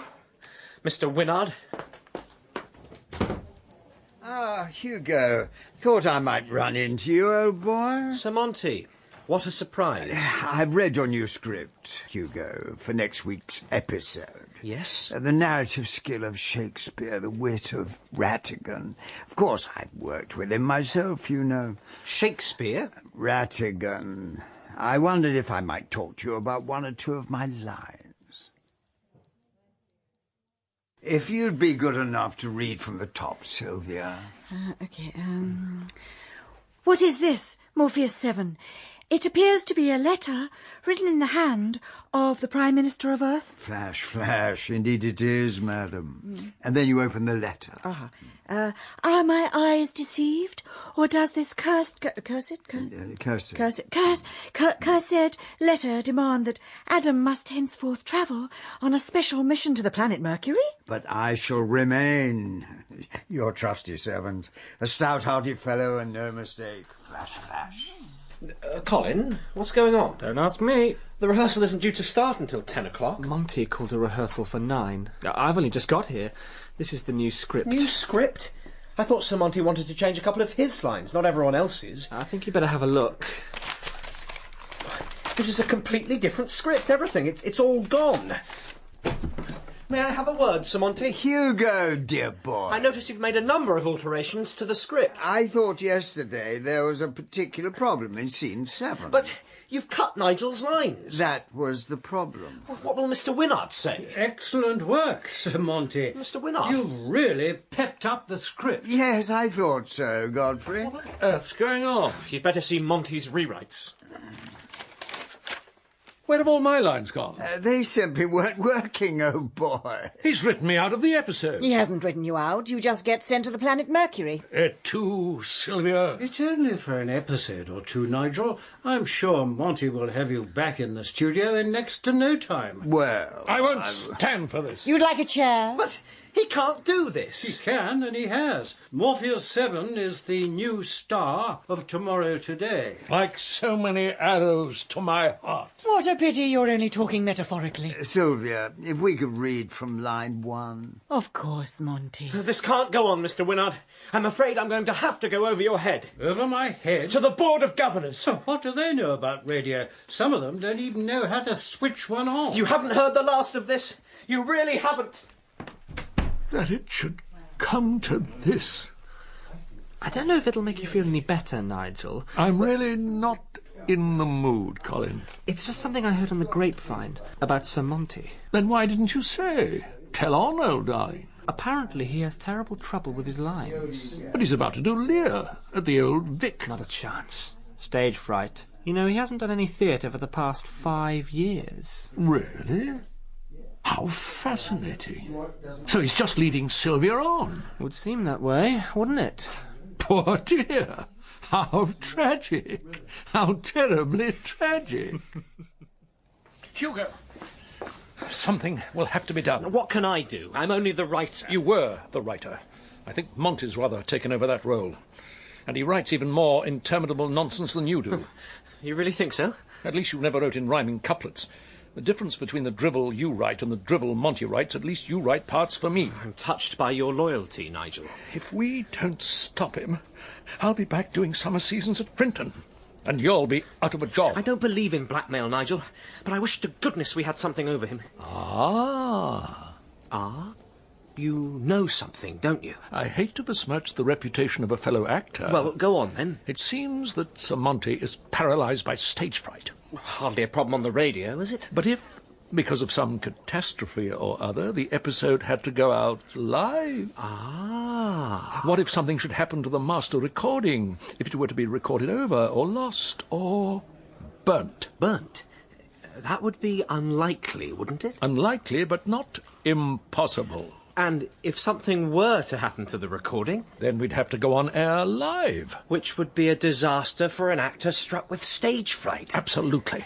We'd have to go along with whatever changes he decides to make in the script, and then... Just when he thinks he's got it in the bag? Disaster strikes. Oh, it's almost too awful. It's up to you, Hugo. Almost too awful. My heart very nearly bleeds for him. And at the same time... Yes? Somehow it doesn't. Whiskey and soda for Sir Monty? Thank you, old boy. No hard feelings? None at all. Forgive and forget. And Sylvia, cherry brandy. You're up to something, Nigel. I'm wounded that you think so. Isn't that Hugo? I hope nothing terrible has happened. I'm afraid something terrible has happened. What on earth do you mean, Hugo? It appears we no longer have a recording of tonight's episode. What? It would seem that somebody's burnt it. Burnt it? It happens, apparently. Don't you have a copy? It was the master. Tonight's episode will have to go out as a live broadcast. I'm afraid we won't even have a chance to rehearse. In half an hour, we speak directly to our listeners, over the airwaves. When you say we speak directly to our listeners... Well, you'll have the script in front of you. Nothing to fear. Nerves setting in already, Monty? Nerves? What?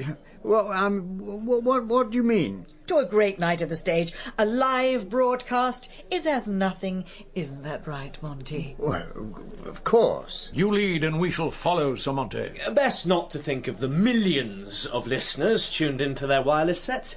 Just think of it as performing in front of an enormous theatre audience. Oh, my. Now, if you'll put down your drinks, I need you back up in the studio immediately. I shall remain your trusty servant. Remember to keep to your lines.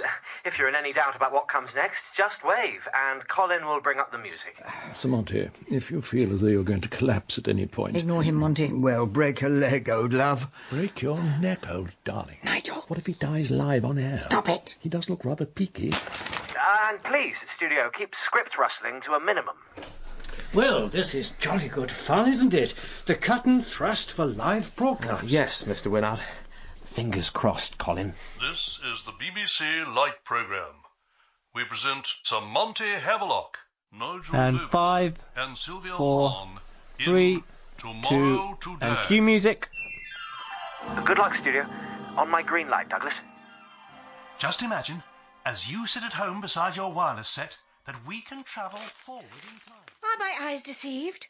Or does this cursed letter demand that Adam must henceforth travel on a special mission to the planet Mercury? But I shall remain your trusty servant, a stout-hearted fellow and,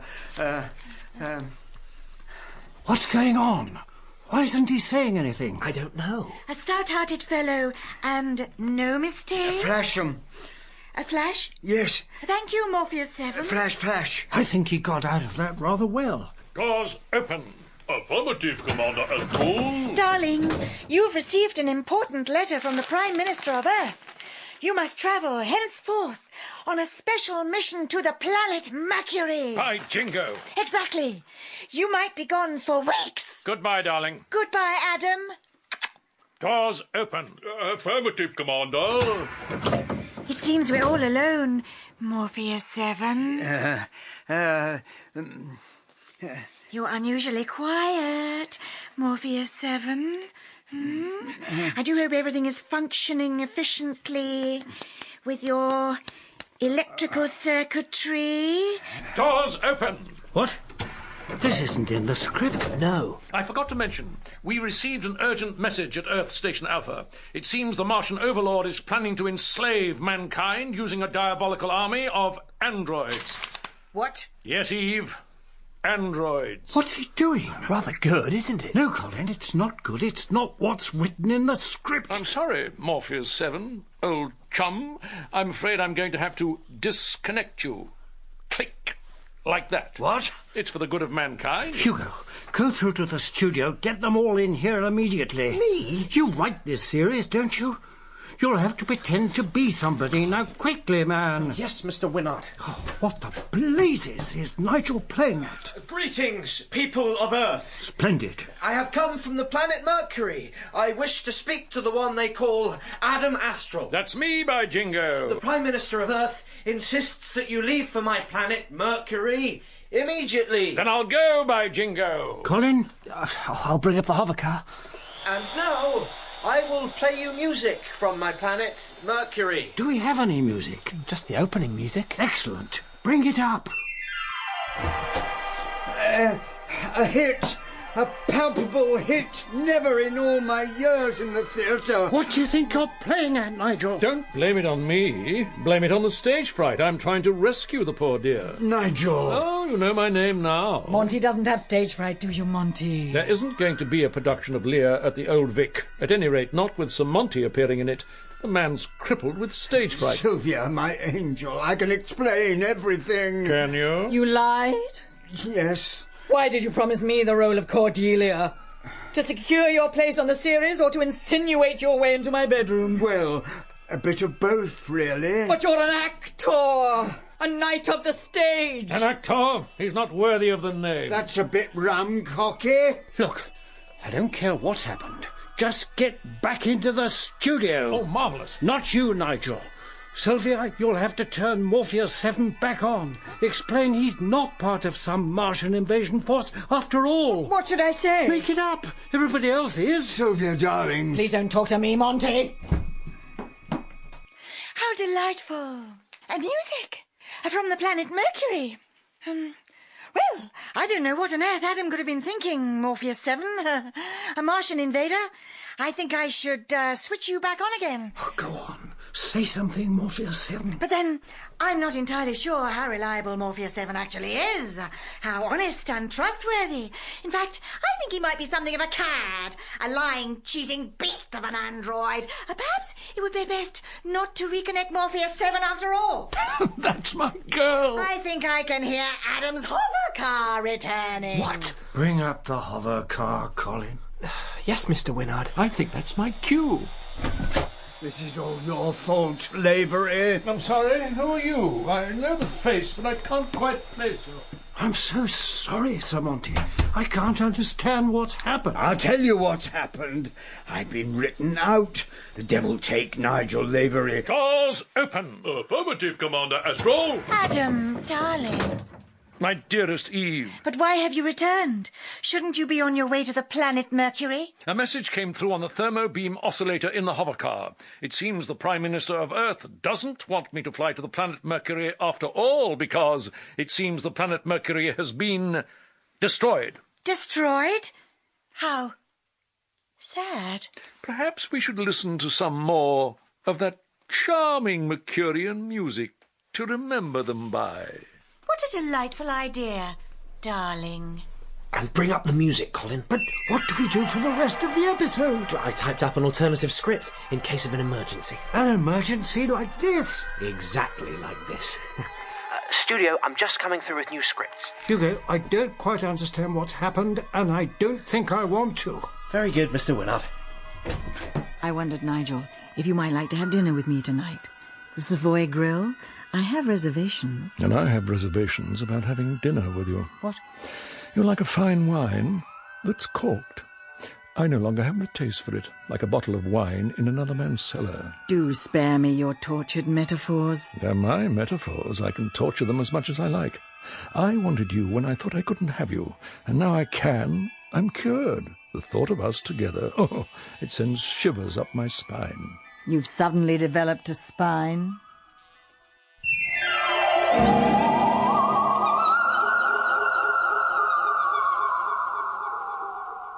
In Tomorrow Today by Christopher William Hill, Nigel was played by Peter Bowles, Hugo by Joseph Kloska, Sylvia, Cheryl Campbell, Douglas, John Glover, Godfrey, John Fortune, Colin Paul, Richard Biggin, Sir Monty, Leslie Phillips, and the voice of the advert, Miranda Keeling. The producer was Liz Webb. Next week, the Home Office wants to use the sci-fi soap to prepare Britain for a post-nuclear world. On BBC Radio 4 Extra. Sorry, I'm putting a pullover on over my pyjamas, it's cold. Bill Nye and Anna Calder-Marshall star as former lovers trying to raise the temperature on a past relationship. Well, you never used to wear pyjamas. Yeah. Said they slowed the magic. I'm past it. You're the same age as me. I rest my case. But maturity doesn't make things easier. We can't start flirting just when I'm leaving. That's always when we start flirting. Subterranean Homesick Blues by A.L. Kennedy. Available now on the BBC Radio 4 Extra website. This is the BBC Light Programme. We present Nigel Lavery and Sylvia Hann in our futuristic series, Tomorrow Today. Just imagine, as you sit at home beside your wireless set, that we can travel forward in time. No longer will we hear the familiar sounds of 1961, the voices of Kenneth Horne, Wilfrid Pickles, or the Prime Minister, Mr. Harold Macmillan. Instead, we will hear the fantastically futuristic sounds of the year 2006. Rocket ships, hover cars, and robots. Because this is the world of the future, where anything can happen, and often does. So, now let us turn the dial and travel forward from 1961 to the year 2006 as we race towards the world of our children and our children's children, the world of tomorrow, today. Earth Station Alpha, the 18th of November in the year 2006. Eve was astounded by the arrival of our new atomic generator, the fuel of the future. How delightful! An atomic generator to power all the domestic appliances in our home. From the vacuum cleanser to the electro-radiogram. Adam will be absolutely delighted when he returns from Earth Station Alpha. Doors open, computer. Affirmative, Commander. Oh, Adam, darling. I see the atomic generator has arrived. I'm absolutely delighted. I knew you would be. Look how it powers my electric curling tongs. Ha ha. Women. See how quickly I can buff the Formica worktop with this atomic-powered Formica buffer. And look how easily I can dry your spacesuit in the auto-dry tumble dryer now that it's atomic-powered. It's like a dream come true. Thank you, studio. Sylvia, could we record that last page again? There were quite a few script rustles. Well, it wasn't my script. At the moment, the script rustling is the most interesting part of that page. I wondered if it might be possible to read it with slightly more enthusiasm. She couldn't read it with any less enthusiasm. Yes, well, that's my point, really, Nigel. Don't worry. I'm sure it'll do. Hugo, darling, if we're not going to re-record that page, would you excuse me? I'm not in the next two scenes. There's something I have to do. Yes, do whatever you want. I know you will. Thank you, darling. If we could pause for 5 minutes, please. Hugo, Colin, I wondered if I could leave these with you. Marvellous work, Douglas. Yes, I thought I'd give affirmative commander a touch more authority. I think we definitely got a sense of that. What are the leaflets for? Oh, civil defence. Would you know what to do if a nuclear bomb dropped on London right now? Well, probably not. Ah, good morning. Oh, Mr. Winnard. Well, I'll leave the leaflets with you. Every man must do his duty. Dib dib. Oh, civil defence. Excellent work, Douglas. Thank you, Mr. Winnard. Hugo, I've just had a meeting with the Board of Governors. About the reviews. Tommy rot nonsense, says the Daily Mirror. Barely intelligible nonsense, says the Telegraph. Oh, puerile nonsense, Evening Standard. You see a theme developing, Hugo? We need to give our listeners something to get their teeth into. We need to give the series more oomph. Oomph? Exactly. They're conducting a survey, BBC audiences. I think we may find Tomorrow Today sadly wanting. You even seem to be eclipsed by Nursery Parade. What do you want me to do? Actually, Sir Angus has a possible suggestion. He asked if we would meet him tomorrow morning at the Home Office. There'll be a car waiting at 9. But we start rehearsals at 10. Will rehearsals make it any better? Do come in. Thank you. You wanted to see me, Sir Angus? These are momentous times, Hugo. The world is on the verge of a new age. A new dawn is dawning. I give you utopia. If I can just find the switch. Yes. Gentlemen, I give you utopia. Utopia? How marvellous, Sir Angus. The city of tomorrow. The Home Office had been carrying out a study into life in the 21st century, and this model is what the boffins at the Ministry of Housing came up with. This is just like my series, my utopia. I think this is a rather more informed vision of the future, Hugo. And that's why you're here, to be informed. Wonderful model, isn't it? We call it Ideal Town. Here we have the monorail. If I press this, carrying citizens to and from the city. Of course, every citizen will also have their own helicopter. Press that button there, Hugo. We can see landing pads scattered throughout the city. And here, Sir Angus? That is the atom plant, supplying Ideal Town with clean, affordable electricity, the fuel of the future. Should the helicopter crash? No. It's set fire to the atom plant. Would you kindly pass me the extinguisher, Hugo? Thank you. The river, winding through the concrete boulevards, it looks rather familiar. It's just a model, Hugo. It isn't based on any particular town. Any similarities are quite coincidental. I'm hoping it might give you food for thought. Tell your listeners that the world of tomorrow is nothing to fear. Hugo wouldn't wish to be unduly influenced by the Home Office. No. No, Hugo is a man of principle and independent thinker. Absolutely. I wouldn't dream of putting any pressure on you, Hugo. If you'll excuse me, I have to get back to Broadcasting House for rehearsals. Of course, Hugo. Goodbye. Thank you so much, Sir Angus, for showing me the model. You think he took the bait? Oh, absolutely, Sir Angus. I'm relying on him to include Ideal Town in his series. I think we can count on Hugo. He's so desperate for original ideas. Splendid. It can only be a matter of time before the bombs come showering down, and then out with the old, in with the new. Ideal Town springing up right across the country. Yes, Sir Angus. Now, about the doomsday message. Oh, yes, Sir Angus. I think I have the ideal man for the job. Nigel, I wondered if you might like to have a look at these civil defence booklets. Not now, Douglas. You know what would happen if a nuclear bomb dropped on London right now? I suppose it would bring an end to this tedious conversation. We don't just practice for nuclear oblivion. There's the social aspect as well.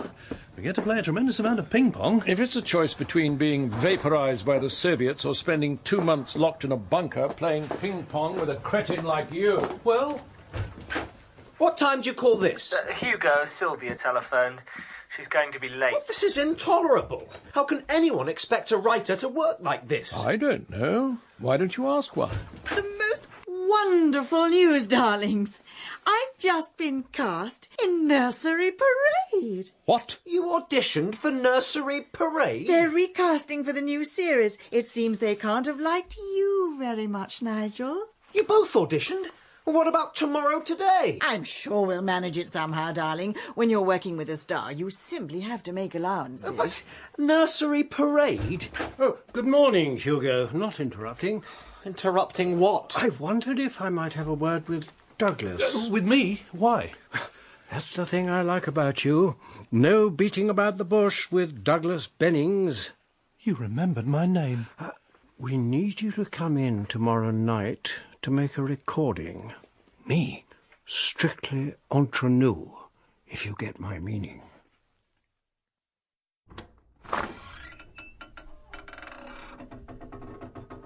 Hello? Is there anybody here? Mr. Winnard! Stop! Who goes there? I'm sorry! Identify yourself. Bennings. Douglas Bennings. Who? He's our man, Sir Angus. Sorry, didn't mean to startle you. Douglas, you met Sir Angus from the Home Office? Yes, I have. And, of course, you know Colin. Good evening, Douglas. You have the briefcase? Yes, Sir Angus. You may now break the seal. I'm not entirely sure what I'm doing here. If you were, we'd probably have to shoot you, because the only person that could possibly have told you would have been a spy in the pay of the KGB. Nobody told me anything. Good.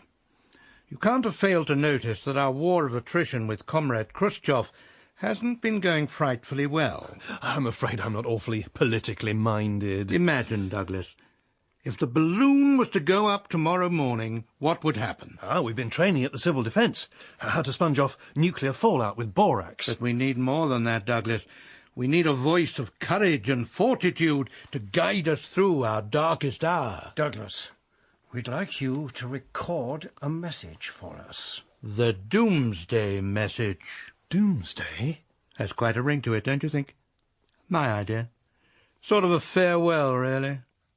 Goodbye, cruel world. Yours will be the voice that bids the teary adieu as we make our way to the bunkers. But why me? Why not Richard Dimbleby or Wilfred Pickles? Too easy for the Soviets to impersonate. We need an unfamiliar voice, an unknown voice, the voice of a nobody. You tick every box, Douglas. We'll need you to sign this. What is it? The Official Secrets Act. It goes without saying you must never breathe a word of this to another living soul. I think we're ready to begin. Your script, Douglas. Yes. On the green light, please. This is the BBC. We are at war. Our country has been attacked by Soviet missiles. Yes, absolutely splendid. I just wonder if we can make it a touch more sinister. Yes, I think sinister is our mot juste. Stay tuned. Stay alert. Do not leave your homes. Escape is futile. What does she mean she can't come in this morning? How dare she do this? I told her you'd be furious. Who does she think she is? And heaven knows where Nigel is. There, here we are. Studio 3. Right. What do you want? You can't come in here. I'm looking for Sylvia Hann. We're on air. Didn't you see the light? It's nursery parade with me. And me. Nigel. And me. That's 3. It's nursery parade. It's nursery You're parade. really going to have to leave. Not until I've spoken to Sylvia and Nigel. Hello, children, and welcome to another nursery parade with Auntie Sylvia, Uncle Nigel. Hello, children. And Rex Langley playing the nursery parade piano. Thank you, Rex. Did you hear a squeaking noise, Sylvia? Oh, look, Nigel. It's Sydney Squirrel. Oh, good Lord. Sydney Squirrel says he's been very busy in his tree this week, sorting out all the postcards to... Would you please stop waving? You're distracting them. I want to talk to Sylvia. Well, you can't. Not until we've finished broadcasting. Comes from Mary Jane Walters, who is 5 and has whooping cough. Poor Mary Jane. Well, we hope you'll feel better when you hear Sylvia singing Pixie Glen. There's a charming place called Pixie Glen, where little people go. A secret sort of fairy den, a magic place I know. Just whistle if you want to find us in the magic wood. But you'll only see the pixies if you... Somebody please get me a drink. Nigel, you quisling. Hugo, what are you doing here? You should be in rehearsal. I thought you'd been turned down for nursery parade. Actually, they wanted both of us. Quite the double act, it seems. But if I'm forced to listen to that wretched squawking much longer, Uncle Nigel will happily push Auntie Sylvia under a bus. I think Sydney Squirrel is of the same opinion. Would you please stop carrying that puppet round with you? Sorry, old girl, we've grown rather attached. And Nigel, in 5, But 4, Nigel! Can't 3, talk now. 2... That was a lovely song, Sylvia. Our next request comes from Alexander Shrimpton, who'll be 5 on Saturday, and Emily Bennett, who's 3 today. And they both ask for I'm a Big Toothbrush.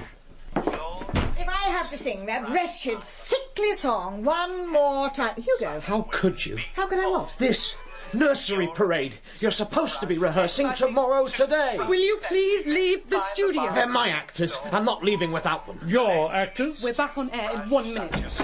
I thought you'd be down here. What do you want, Douglas? I thought we were supposed to be rehearsing, Hugo. You toadying little... Look, I've had enough of this. I will not play second fiddle to nursery parade, and I'm a pink ruddy toothbrush. You can't threaten us, Hugo. We are stars. Here, here. And you should be pathetically grateful that you still have us on your wretched little programme.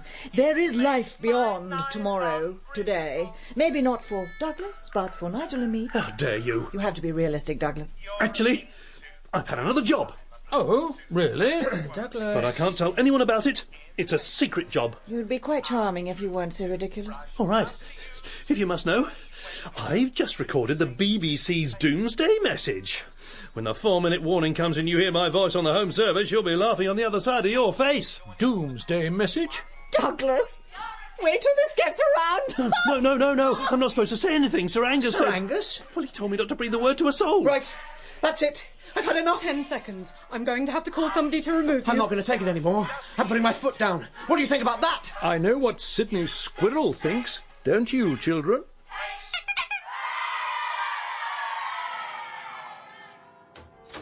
Ah, Hugo. Back to have another look at the model? Yes. Is there something in particular? I thought I recognised the river. The way it meandered through the boulevards. It is the Thames, isn't it? Quite right, Hugo. Or New Thames, as we've renamed it. And this is London. The London of tomorrow. Yes, I rather thought you'd worked that out. But if that's the Thames, where are the Houses of Parliament? The new Senate building. Here, next to the John Profumo monorail station. And here, isn't that Trafalgar Square? Macmillan Plaza. And the National Gallery and Nelson's Column. Where has everything gone? Vaporised, I'm afraid. So that's why Douglas recorded the Doomsday Message. The little pip squeaked, did he? If I press this button, we can see London before the bomb has dropped. Busy roads, crowded thoroughfares, no monorail or helicopter landing pad in sight. That little plastic figure could be you, Hugo. And if I press this button... Yes, I'd rather you didn't. Incoming Soviet missile attack. Escape is futile. Incoming Soviet missile... Shall I get the fire extinguisher? No, that is supposed to happen. I thought it added a touch of realism. Wonderful, isn't it? You want us to be atom bombed? Not at all, Hugo. I'm merely bowing to the inevitable. However, every mushroom cloud has a silver lining. If towns and cities aren't destroyed, how can we rebuild? Think of all the good Hitler did for us. Hitler? In 6 years, he carried out work that would have taken town planners decades to complete. Khrushchev will take over where Hitler left off.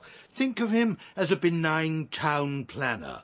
And then British industry rebuilds. But what about the people, the citizens of tomorrow? Imagine how crowded the monorails would be, how full of helicopters the skies would be, if mankind didn't benefit from a certain amount of judicious pruning. But that isn't my vision of the future.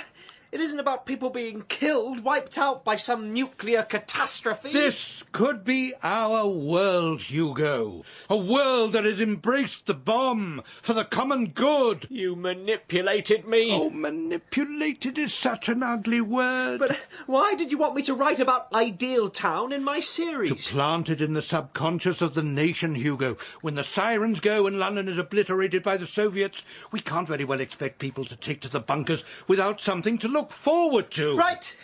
I've had enough. If it isn't Nigel and Sylvia, then I'm having to pander to you and Mr. Winnard. Well, that's it. I'm sick of it. I won't write another word. Hugo, is it true? Ah, Sylvia, just in time. And Nigel, dear Nigel. We were in the canteen, lovey. I know you said you were finished with your marvellous series, but... There's a rumour going round you're going on with it. Darling Hugo, tell us it isn't just idle gossip. Please. You really think it's a marvellous series? Oh, yes. Absolutely, old darling. They're only saying that because they've been sacked from nursery parade. Really? How upsetting. Yes, thank you, Douglas. Here are your scripts for the final scene of this week's episode. They've replaced us on nursery parade. It seems that if tomorrow today ceases to be, so do we. Oh, the ignominy of it all. So, will there be another series? We'll have to see, won't we? Darling, you mean there is reason to hope? There's always hope, isn't there? Scripts. All ready, Colin? Yes, Hugo. You're sure you want to do this? Absolutely. Studio, let's throw caution to the wind and go for a take. As I'm sure you'll remember, in Scene 6, Adam and Eve Astral have decided to buy a new house close to the John Profumo monorail station. If we could read from line 2. Hugo, I was hoping to catch you. Oh, you're just in time, Mr. Winnard. And Sir Angus, what a pleasant surprise. Good afternoon, Hugo. We heard a whisper that you'd changed your mind. That you're continuing with your marvellous series. Oh, funny. The moment I decide to stop writing the series, everybody thinks it's marvellous. On my green light, please, studio. Recording. Oh, darling, this really is the most delightful home, with views of the monorail and the futuristic Senate building. But I have a feeling, Eve, a ghastly premonition, that something ghastly is about to happen that will change our futuristic lives forever. A ghastly premonition. Ghastly. Hugo, some of the dialogue seems a little repetitive. Were you drunk when you wrote this? I had been drinking, yes. Please continue. What sort of premonition? A ghastly one. But I'm sure nothing could ever harm us, not in this futuristic house at the dawn of the 21st century. By Jingo, Eve, I've got the feeling we're going to be very happy here. Negative, Commander Astral. And cue music. I'm sorry, Hugo. Please carry on. By Jingo, computer, what do you mean? My systems predict an incoming Soviet missile attack in 10 seconds. There must be some mistake. Negative, Commander. If you look through the large glass viewing dome, you will see the missiles approaching. But, Adam, does this mean... Yes, Eve, we're done for. If only we'd treated Hugo with the respect he deserved, it might never have come to this, being destroyed by Soviet missiles. Hugo? Keep reading. More enthusiasm, more oomph. Yes, Hugo Kellerman was a decent man. If only we hadn't made his life hell on earth, then perhaps this wouldn't be happening now. Affirmative. My systems concur. Look, Eve, the missiles, they seem to be heading directly towards our home. Impact in 5, 4, 3, 2, 1. And bring up explosion.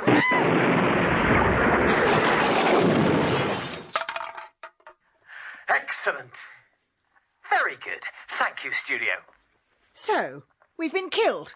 All of us? Yes, rather tragic, isn't it? Look, you do realise we could never broadcast this on the BBC. Good Lord, Hugo. A nuclear war on the light programme? I really don't care what you think, Mr. Winnard. I do have my principles. I don't want to have anything to do with Sir Angus's plans. Hugo! He wants London to be obliterated by the Soviets, and he wants me to use the series to convince our listeners that Armageddon is the best thing that could possibly happen to this country. Well, perhaps I may have appeared a trifle sensationalist when we last spoke, Hugo. You have to remember the Soviet threat. We're all on tenterhooks at the Home Office. I'd hate to think that an unguarded word or two may have driven you to give up your commendable programme. What the hell are you playing at, Hugo? I thought you said you changed your mind. That you decided to continue with the series. Godfrey, a word. I have to go. Lunch with the PM. I trust I can inform him that this problem will be resolved satisfactorily? Yes, Sir Angus. Good afternoon.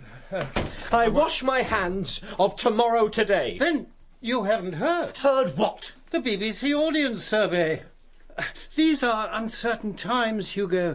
It seems our listeners are quite content to listen to radio programmes that are, how shall I put it, unthreatening.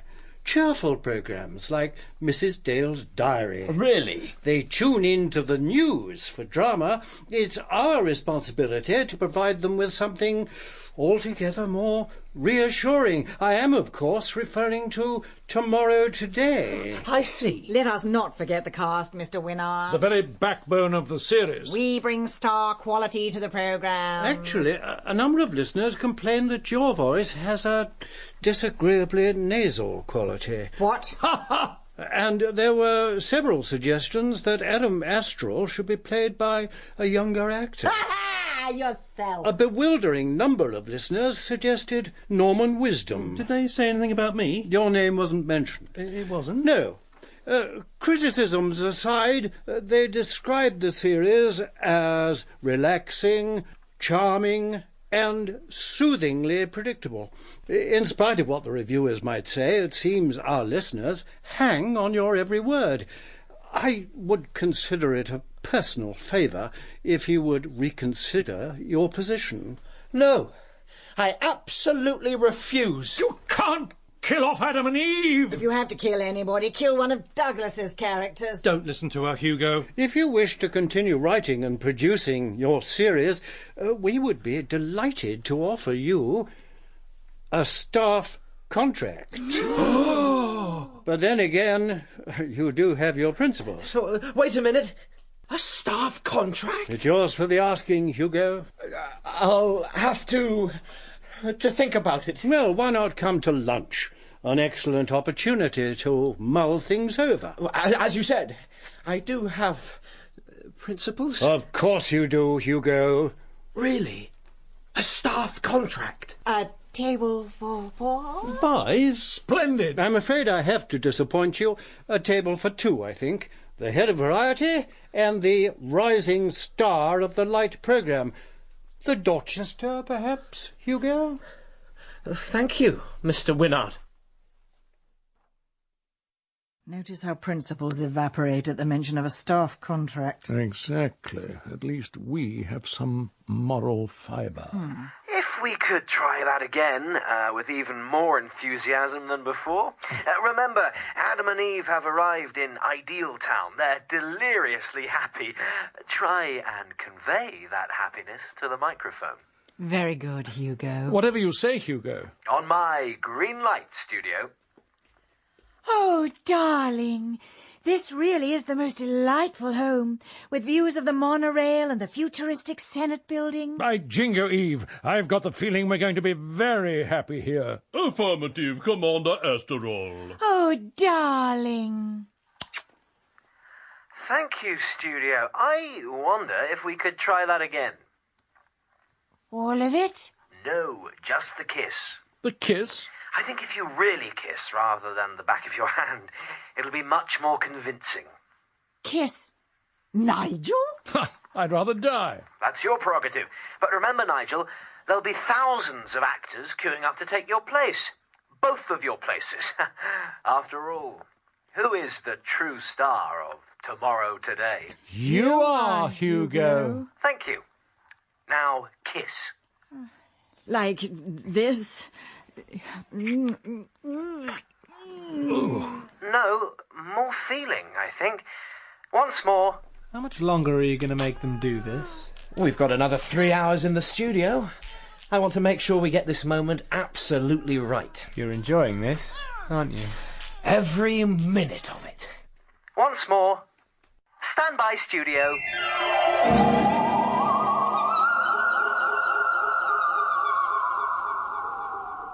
That was What Price Utopia, the final episode of Tomorrow Today by Christopher William Hill. Nigel Lavery was played by Peter Bowles, Sylvia by Cheryl Campbell, Godfrey Winnard by John Fortune, and Sir Angus McNairn by Gary Waldhorn. Hugo Kellerman was played